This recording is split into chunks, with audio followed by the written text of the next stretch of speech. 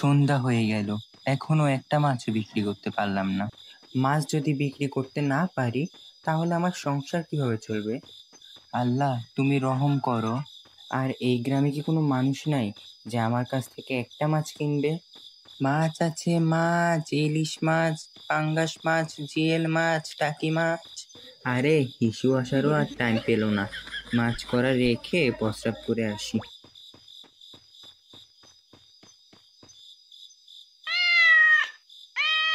হিস হিস, ওই শালার বিড়াল আমার মাছ নিয়ে গেল।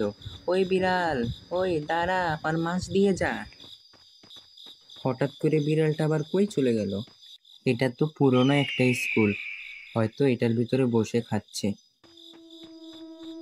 আজ ওর একদিন কি আর আমার যে কয়দিন লাগে। এখানে তো কিছুই নেই, ওই পাশে গিয়ে দেখি তো। ওমা, এটা তো মাথা কাটা লাশ। আল্লাহ জানে কে কে মেরে রেখে গেছে। কি করি? হ্যালো সিআইডি স্যার, এখানে কেপটাউন গ্রামে একটা মাথা কাটা লাশ পাওয়া গেছে। আচ্ছা ঠিক আছে স্যার।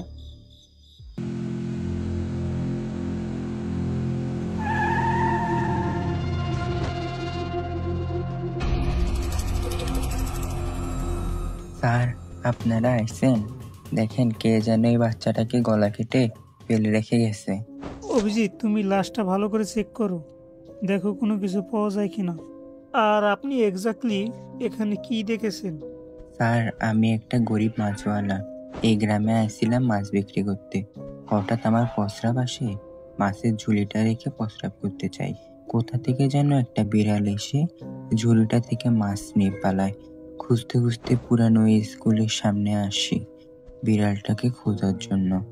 স্কুলের ভিতরে ঢুকে দেখি এই গলা কাটা লাশ। তারপর আপনাদের ফোন করি। কিন্তু একটা আশ্চর্যজনক বিষয় হচ্ছে, পুরা গ্রামে একটা মানুষও দেখতে পাইনি। ওকে, আপনি এবার যেতে পারেন। স্যার, হ্যাঁ বন্ধুরা, আজকে ভিডিওটা এতটুকুই। দ্বিতীয় পার্ট দেখতে চাইলে অবশ্যই কমেন্ট করবেন।